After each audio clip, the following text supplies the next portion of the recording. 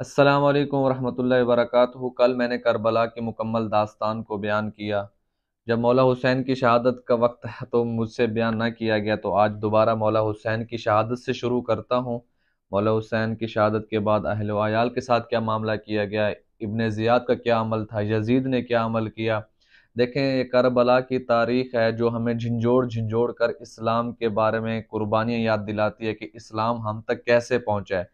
ہم سب مسلمانوں کے لیے ضروری ہے کہ ہم کربلا کے واقعات کو مکمل طرح سنیں سمجھیں، اور ہمیں یاد ہونا چاہیے کہ اسلام ہم تک کیسے پہنچا ہے۔ بڑے اچھے علماء کرام ہیں جنہوں نے مکمل مستند تاریخ سے کربلا کی داستان کو بیان کیا۔ مولانا طارق جمیل صاحب ہیں، آغا سید جواد نقوی صاحب ہیں، اور بڑے بڑے علماء کرام ہیں جنہوں نے مستند تاریخ بیان کیا ہے۔ ایک تو ہوتے ہیں کہ ایسے جھوٹ موٹ کی روایتیں بیان کر دینا، ایک ہوتا ہے مستند بات کہ حقیقت کیا ہے کربلا کی، تو وہ ہم سب کو جاننا چاہیے۔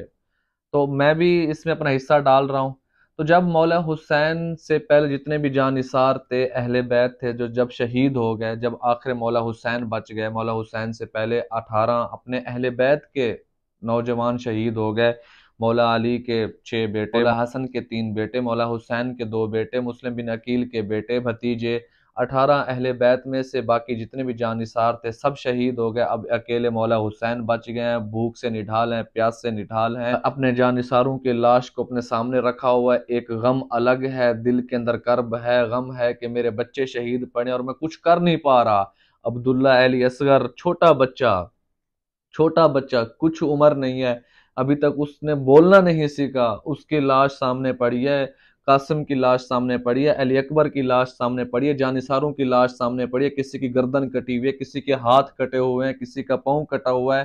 اس درد کے ساتھ بھی کچھ کر نہیں پا رہا، لیکن مولا حسین نے ہار نہیں مانی، اور مولا حسین کو پتا تھا کہ میری کامیابی اسی کے اندر ہے، میں شہید ہو گیا تو اس دنیا میں بھی کامیاب ہوں، آخرت میں بھی کامیاب ہوں۔ مولا حسین اٹھے، مولا علی کے ذوالفقار کو اٹھایا، رسول اللہ کا امامہ اٹھا کے اپنے سر پہ رکھا، سید الشہداء حمزہ کے نیزے کو اٹھایا، جعفر طیار کے ڈھال کو اٹھایا، باہر نکلے خیمے سے، بی بی زینب کو الوداع کیا، اپنی بہن فاطمہ کو الوداع کیا، اپنی بیٹی سکینہ کو الوداع کیا، الوداع کر کے باہر نکلے، ایک بہادر ببر شیر کی طرح باہر بپھر کے نکلے۔ کسی کی جرت نہیں ہو رہی تھی کہ مولا حسین کی طرف قدم بڑھا کر آگے ہے۔ مولا حسین باہر نکلے، کہا جس نے آنا ہے میرے مقابلے میں اب آ جاؤ۔ مولا حسین میدان میں آ چکا ہے، کوئی آگے نہیں بڑھ رہا تھا۔ ایک تو سارے ڈر رہے تھے کہ اہل بیت میں سے ہے، نواز رسول ہے، رسول اللہ کا خون ہے، ہم اس ہستی پر اپنا ہاتھ نہ ڈالیں۔ لیکن شمر بن ذی الجوشن خبیث سب کو ابھار رہا تھا، سب کو غصہ دلا رہا تھا۔ ادھر سے عمر بن سعد سب کو کہہ رہا تھا کہ جاؤ حسین پہ حملہ کرو۔ پھر سب نے جھرمٹ بنا کر اکیلے حسین پہ حملہ کیا۔ جب سب بھاگتے آ رہے تھے حسین پہ حملہ کرنے کے لیے، خیمے کے اندر ایک چھوٹا سا بچہ، 7-8 سال کا بچہ خیمے سے اٹھا، خیمے میں سے ایک لکڑی کو اکھیڑ لیا، لکڑی کو اکھیڑ کر ایسے خیمے سے بھاگتا آ رہا تھا۔ بی بی زینب اٹھی انہیں پکڑنے کے لیے، لیکن ان بی بی زینب سے ہاتھ چھڑا کے فوراً مولا حسین کے سامنے آ گیا اور کہا کہ اے دشمنوں، میرے چاچے کو ہاتھ مت لگاؤ، تم سب سے پہلے کہ مجھ سے مقابلہ کرو۔ مولا حسین اس بچے کو کہا کہ جاؤ گھر جاؤ، کیا کرنے آئے ہو ادھر؟ کہا نہیں چاچا، میں آپ کے ساتھ مل کر لڑوں گا، میں ان دشمنوں کا مقابلہ کروں گا، میں شہید ہونا چاہتا ہوں، آپ سے پہلے شہید ہونا چاہتا ہوں، لیکن آپ کو شہید ہوتے میں نہیں دیکھ سکتا۔ اس بدبخت نے ایک آیا تلوار لہراتے ہوئے، اس بدبخت نے ایسے تلوار ماری، اس بچے کا ہاتھ کٹ گیا، تھوڑا سا جسم کا ٹکڑا لٹک رہا تھا۔ اس بچے نے دھاڑ نکالی، کہے ہے چاچا۔ مولا حسین نے اس کو اٹھایا، گود میں بٹھایا کہ بیٹا صبر کرو، کچھ نہیں ہوگا، بس تھوڑا سا درد ہے، پھر ہمیشہ کے لیے کامیابی ہے، ہمارا نانا انتظار کر رہا ہے۔ ایک بدبخت نے آ کے اس بچے کو تلوار مارا، اس کی گردن بھی جدا کر دی۔ پھر مولا حسین اٹھے، صفوں کو چیرتے گئے، سب سے لڑتے گئے، سب صفیں ٹوٹ گئی، سب تتر بتر ہو گئے، سب مولا حسین سے دور ہو گئے۔ مولا حسین بپھرے ہوئے شیر کی طرح پورے میدان کے اندر اکیلے جنگ کر رہے تھے، اکیلے۔ ادھر سے کتنا ہزاروں کا مجمع ہے اور صرف مولا حسین اکیلے ہیں، اکیلے ہیں۔ ہزاروں کے مقابلے مولا حسین بہادر حیدر کرار کا بیٹا ہے، فاتح خیبر کا خون ہے، اکیلے جنگ کر رہے ہیں۔ بھوک لگی ہوئی ہے، پیاس سے نڈھال ہیں، تو پیاس کی شدت بڑھی، مولا حسین دریا فرات کے کنارے کی طرف بڑھنے لگے۔ وہ بدبختوں کو پتا تھا کہ اگر مولا حسین کو پانی مل گیا تو پھر ہم میں سے ایک نہیں بچے گا، پھر مولا حسین نے ہمیں نہیں چھوڑنا، مولا حسین نے پھر ہم سب کے بچوں کو یتیم کر دینا ہے۔ ان سب نے دریا کے کنارے کو ڈھانپ لیا اور مولا حسین کو روکنا شروع کر دیا۔ پھر مولا حسین تھکے ہارے خیمے کی طرف لوٹے کہ میں خیمے کی طرف جاؤں، کچھ وہاں پانی ہو یا کچھ مل جائے، تھوڑے میں سانس لے لوں، لیکن شمر خبیث نے آگے مولا حسین کا راستہ روک لیا، مولا حسین کو خیمے کی طرف نہیں جانے دیا۔ مولا حسین نے کہا اے شمر، تو مجھے تو شہید کرے گا لیکن میرے اہل و عیال کے اوپر ہاتھ مت ڈالنا، میری عزت و عصمتوں کو خراب مت کرنا۔ شمر نے کہا ہم انہیں کچھ بھی نہیں کہیں گے۔ تو مولا حسین دوبارہ پیچھے بپرے، دوبارہ سب کو مارنا شروع کیا، پھر صفیں ٹوٹ گئی۔ تو عمر بن سعد نے دیکھا کہ مولا حسین کو اس طرح ہرانا مشکل ہے، تو اس بدبخت نے 500 تیر انداز مقرر کیے، ان سب نے ایک ہی دفعہ تیروں کو چھوڑا، تو سارے تیروں کی سنسناہٹ کی آواز اٹھی اور تیر آ کے مولا حسین کو لگا۔ مولا حسین کو ایک تیر لگا اس گلے کے اندر، آگے پار ہوا تو مولا حسین نے ایسے گلے سے تیر کو نکالا اور ہاتھ ایسے کیا تو خون سے ہاتھ بھر گیا، اور ایسے اوپر کی طرف پھینکا کہ اے اللہ پاک، میں آپ سے شکایت کرتا ہوں کہ دیکھیں یہ لوگ تمہارے نبی کے آل کے ساتھ کیا کر رہے ہیں، تمہارے نبی کے آل کو کیسے ذبح کر رہے ہیں۔ خون کو پھینکا، پھر تلوار اٹھائی، ایک بدبخت پیچھے سے آیا، مولا حسین کو پیچھے سے نیزہ مارا۔ جب مولا حسین کو پیچھے سے نیزہ مارا تو مولا حسین کمزور پڑ گئے، نیزہ سینے سے پار ہو گیا۔ ایک اور بدبخت آیا، اس نے مولا حسین کے ہاتھ پہ وار کیا، پاؤں پہ وار کیا، پھر مولا حسین کمزور پڑ کے ایسے تلوار کے ساتھ ٹیک لگا کر بیٹھ گئے۔ کوئی بھی مولا حسین کے سامنے آگے بڑھتا تو مولا حسین صرف ایسے سر اٹھا کے دیکھتا تو وہ بندہ پیچھے بھاگ جاتا، جو صف لڑنے کے لیے آ رہی ہوتی تو مولا حسین صرف ایسے سر اٹھاتے تو مولا حسین کے خوف سے پیچھے بھاگ جاتے۔ کافی وقت گزر گیا، کسی کی جرت نہیں تھی کہ مولا حسین پہ ہاتھ ڈالے، اور مولا حسین زخمی شیر کی طرح اس طرح تلوار پہ سر لگائے بیٹھے تھے۔ پھر شمر سب کو بھڑکا رہا تھا، کسی کو انعام کی لالچ دے رہا تھا، کسی کو گالیاں دے رہا تھا، عمر بن سعد بھی سب کو دھمکیاں دے رہا تھا کہ جلدی کرو، مولا حسین کا کام تمام کرو۔ پھر ایک بدبخت سنان بن انس بدبخت آگے بڑھا، اس نے آ کے مولا حسین کا سر قلم کیا، سر قلم کر کے نیزے پہ لگایا۔ باقی جتنے لاشیں پڑی تھی اہل بیت کی یا جان نثاروں کی، انہوں نے ان سب کا سر کاٹا، سب کا سر نیزوں پہ لگایا۔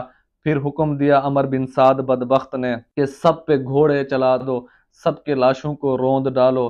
تو مولا حسین جب گھر سے نکل رہے تھے خیمے سے تو اپنی بہن بی بی زینب سے کہا کہ مجھے ایسا کپڑا دو جس سے اپنے سطر ڈھانک لوں، مجھے ان بدبختوں پہ یقین ہے، یہ ایسے بدبخت ہیں کہ میرے تن کا کپڑا بھی نہیں چھوڑیں گے۔ مولا حسین نے اپنے کپڑوں کے نیچے سطر کو ڈھانپ لیا تھا، اور واقعی ایسے ہوا تھا، جب مولا حسین شہید ہوئے ان کا سر قلم کر دیا گیا تو ان بدبختوں نے مولا حسین کے کپڑے بھی اتار لیے، کپڑے بھی نوچ لیے، صرف سطر ڈھکی رہی جو مولا حسین خود باندھ کر نکلے تھے باہر۔ ہر طرف آگ ہی آگ تھی، خیمے جل رہے تھے، لاشوں کو روندا جا رہا تھا، 72 سر نیزوں کے اوپر لٹک رہے تھے۔ ادھر یزیدی لشکر خوشیاں منا رہا تھا، کوئی رو رہا تھا، عمر بن سعد پریشان ہو کے بیٹھا تھا، شمر خوش ہو رہا تھا، سنان بن انس ناچ رہا تھا۔ عمر بن سعد کے دروازے پہ گیا، میں نے ایک عظیم بادشاہ کو قتل کر دیا ہے، میری سواری کو انعام سے بھر دو۔ عمر بن سعد نے کہا بدبخت تو نے بہت برا کام کیا ہے۔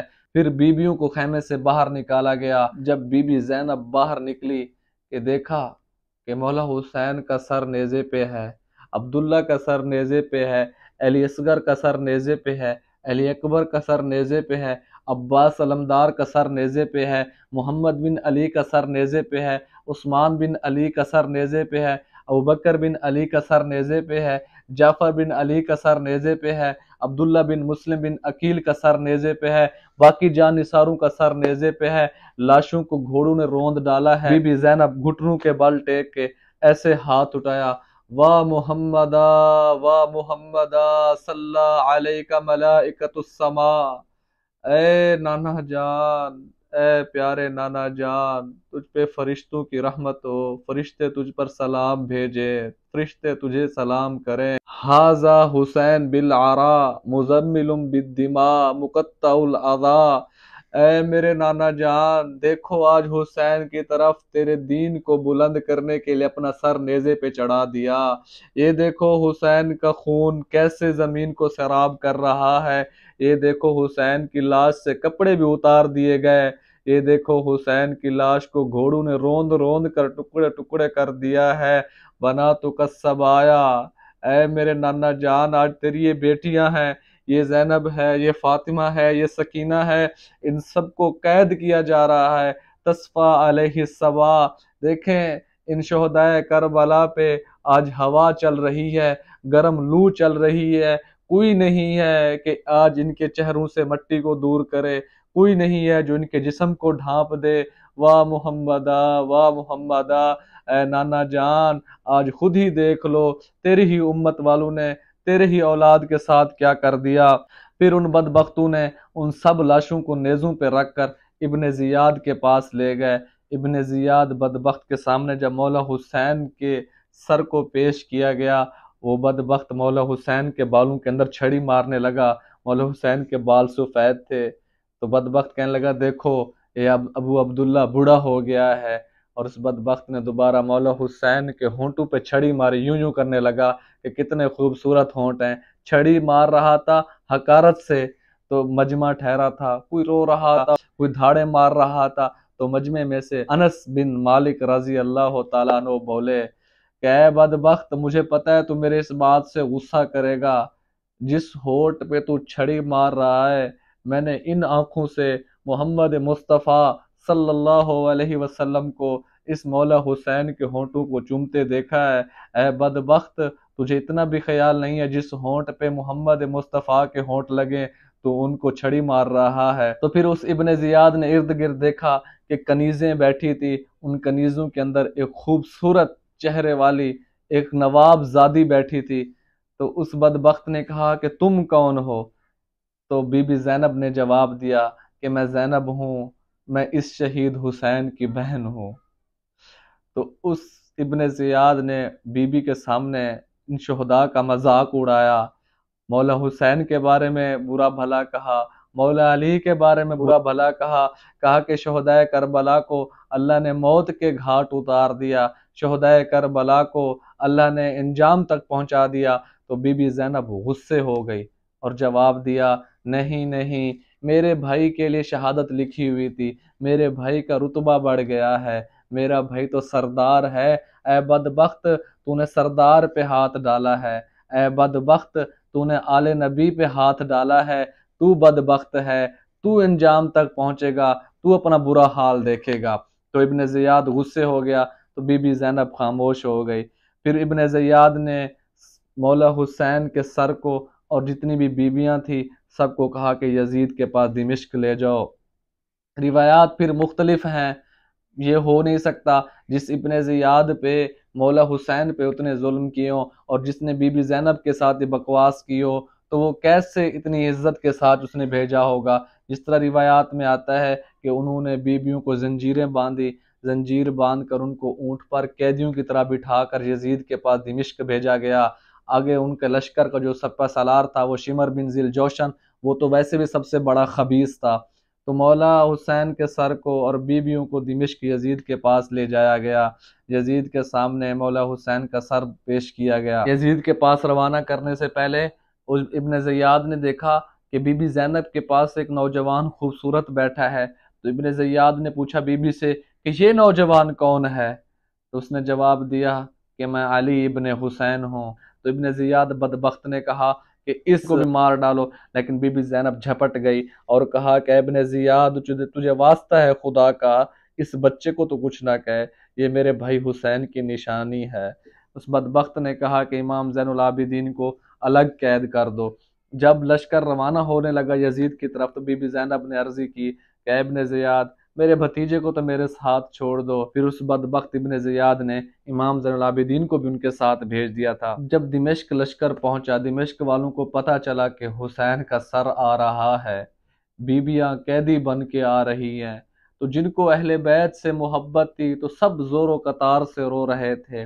جب یزید نے دیکھا کہ سب رو رہے ہیں، تب یزید کو بھی احساس ہوا کہ میں نے بہت بڑی غلطی کی ہے، میں نے دنیا کی لالچ میں آ کر اپنی آخرت خراب کر دی ہے۔ پھر یزید بدبخت کے سامنے مولا حسین کا سر پیش کیا گیا۔ مولا حسین کے سر سے جب کپڑا اٹھایا تو مولا حسین کا چہرہ ویسے چمک رہا تھا جس طرح چاند چمک رہا ہو، ویسے تر و تازہ چہرہ، چہرے پہ مسکراہٹ۔ جب یزید نے دیکھا کہ مولا حسین کا چہرہ چمک رہا ہے، کہا کتنے بڑی عظیم ہستی کا خون ہے، ابھی تک بھی چہرے پہ مسکراہٹ ہے اور چہرہ چمک رہا ہے۔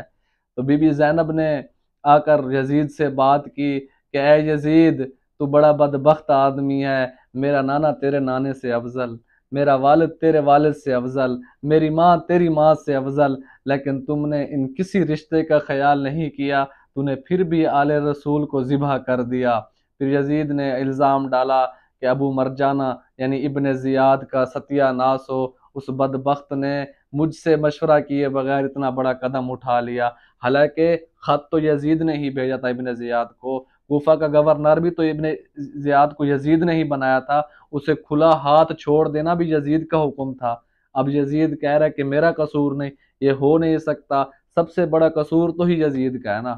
چلو یزید کا قصور کربلا تو کربلا، اس کربلا کے بعد واقعہ ہرہ جس میں یزید نے مدینہ کے اندر خون بہایا، مدینہ کے اندر اس نے چوریاں کروائی، مدینہ کے اندر مسلمانوں کو تکلیف دی، صحابہ کرام کو شہید کیا، مدینہ کے اندر ہی مسلمانوں کے مال کو لوٹا، اور کس کے حکم سے لوٹا؟ اسی یزید بدبخت کے حکم سے۔